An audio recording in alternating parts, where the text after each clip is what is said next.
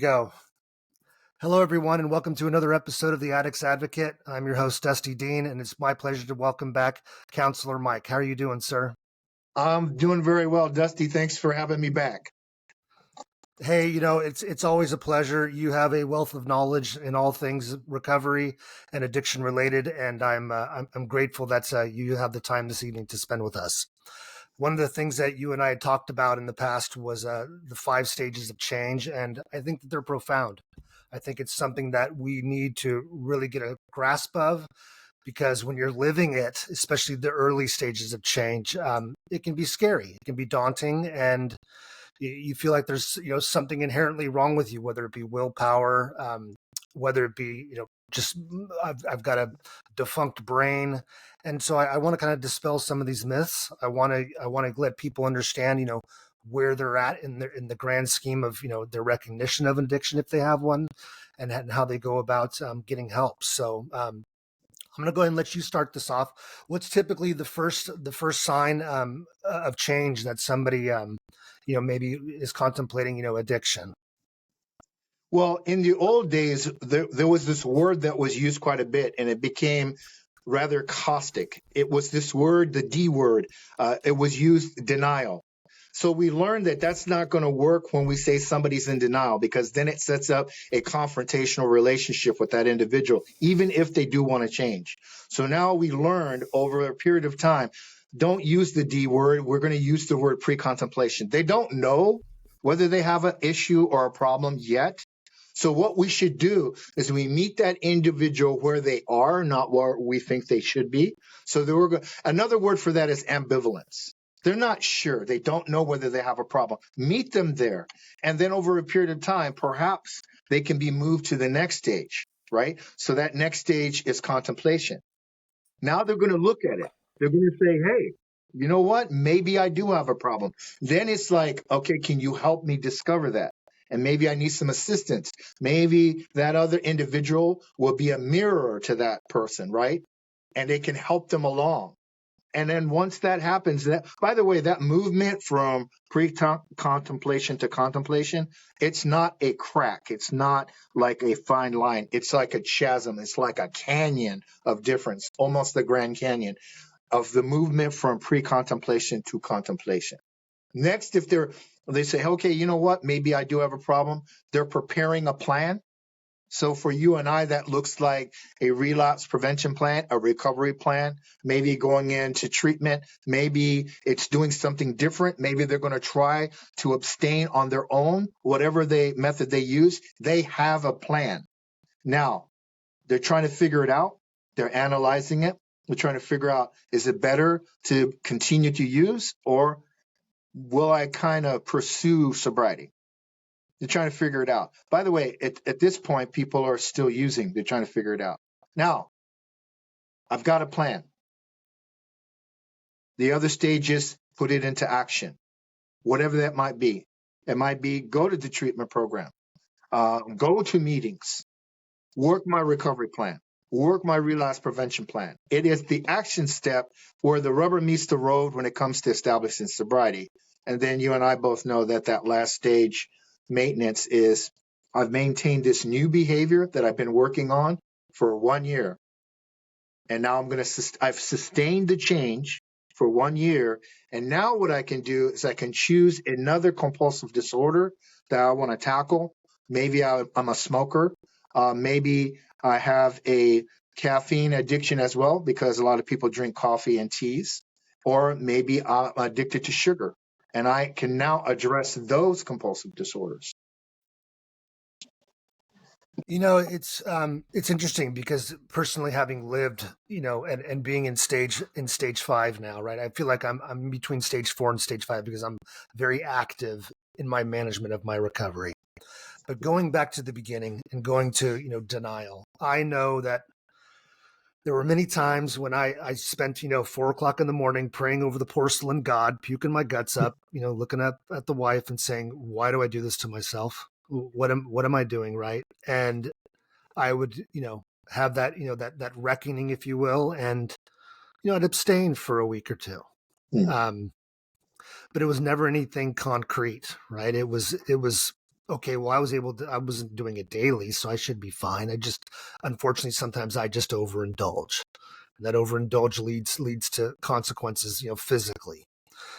Then, I recognized that I was starting to accelerate on the drinking, right? I was starting to, and I was realizing that it was affecting externally my life and my environment, my ability to work and be conscious there, my ability to have good relationships with my family, Yeah. and also just internally not feeling comfortable in my skin anymore, needing something to ease that whatever it was inside of me. And also recognizing that there was just a huge, mental health aspect to it. I know that, I basically went to this contemplation stage, and I admitted myself into ER, and I got myself a psychiatrist, and I got myself a psychologist, and I thought that that was going to be sufficient. And yet it wasn't intensive enough to the point where I I can't control myself anymore. And the therapy that I'm getting now isn't enough because I'm still left to my own vices. There's still too many hours in the day where I have to figure this out for myself. And to be honest with you, I didn't have the education. I didn't understand what was going on. I just felt, inadequate, inferior, felt, less than, because hey, I should just be able to stop. I should have that willpower, right? And that became, scary, but it ultimately left me to a point of surrendering and saying, okay, I need someone to truly get a hold of me and to make me become a student of what is going on with me, and learn what's happening, get hopefully the medication help. It's going to help stabilize me so that I'm not crawling out of my skin. I'm not going batshit crazy. And also, really understand that, hey, this, maybe this isn't just me. This is genetics. This is disposition. It's not it's not so much a character flaw as much as it is a biological flaw in a sense now, right? And it brought me peace. Getting to that point brought me peace. So, and that's what, in a sense, empowered me. It really empowered me to sit there and go, okay, now that I have these tools, I'm willing to make an action plan. I'm willing to really see what this life looks like, sober and clean, for something longer than a week or two. And it brought massive blessings in my life. And I can't tell you how good it's been, but I realize that when it's all said and done, and being in this sober reality, that the community is such a critical part of my success. I've met so many wonderful people, brilliant people that are struggling, and they're all very well to do. They're all highly intelligent. They've all accomplished a lot in their life, and yet we have this common thread of, coping and just, in the improper ways. I So I'm thankful for them. I'm thankful for them. I know that it gives me peace. It gives me a resource, and it's something that I'm eternally grateful for. And I've got just a bucket loads of friends now, great people. And again, I agree that this whole, this whole word addict can kind of be like, can be determined as a bad word, can be kind of called, it's figured to be like a bad word. But we don't tell somebody who has diabetes, they don't say that I am diabetes, right? They say I have it, right? And that's where I've separated myself from that word, to basically let people know that, it's not what defines me. It's something that's a disorder in my life that I'm now managing. And I think that's powerful, because I think that gives people hope, especially those that are like, you know, uh, my friends think I'm fine. We all go out and party on the weekends, and yeah, sure, sometimes they got to drive me home because I'm too inebriated or whatever. But you know, they're doing just fine too, and they're drinking just as much as I am, and nobody seems to be any the wiser, and so what's the problem? But I do know that when the time comes that there's the recognition of negative consequences to what I'm doing, both internally and externally, from my use, right? And and I still don't stop.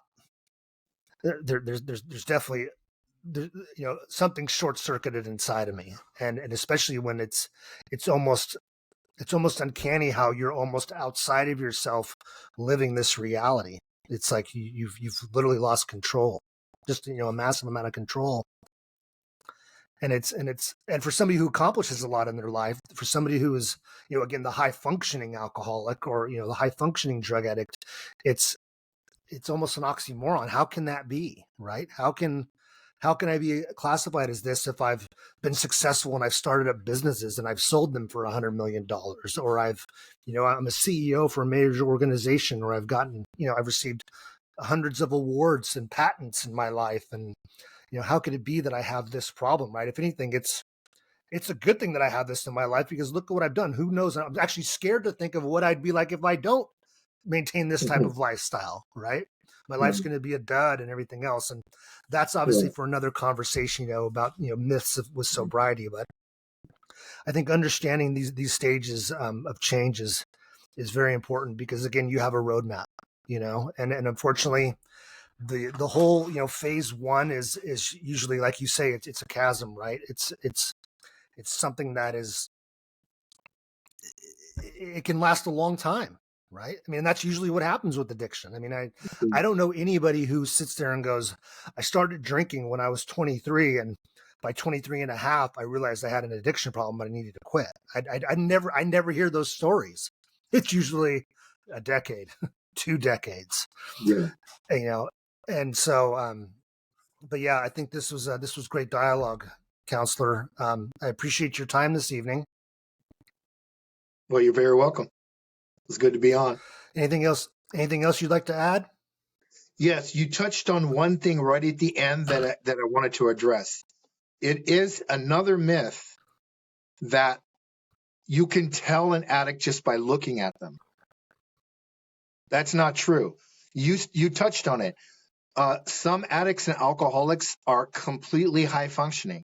They're the airline pilot. They're the surgeon. They're the CEO. They're the cashier at Safeway. You're looking at them and you can't tell they're functioning in society, especially if they're a Delta alcoholic, where you can't tell whether they're intoxicated or not. They have a constant BAC in their blood of 0.01 to 0.2, but they're never going to look like they're intoxicated or inebriated. And that is a myth, that I can look at somebody and tell that they're an addict, an alcoholic. No, you can't. They're all around us. In fact, to be honest, the majority of addicts and alcoholics that exist today are highly functional and are highly productive and effective in their families and their businesses and their interactions with people. They just have periods of time that they become ineffective, or they isolate, or they crawl into their cave. And then when they come back out, they go right back to being that high functioning person. And when do you see them? You're going to see them when they're high functioning. You're going to see them when they're productive. You're going to see them when they're actually doing their job. So the myth that I wanted to end it in with is that you can look at a person and tell they're an addict or alcoholic, and you cannot. They're you Wonderful, and me. Mike. Hey, they can look like us. Very good. Yeah, I appreciate it, Mike. You have a great evening, and this is the Addicts Advocate. My name is Dusty Dean, and please like and subscribe. Take care.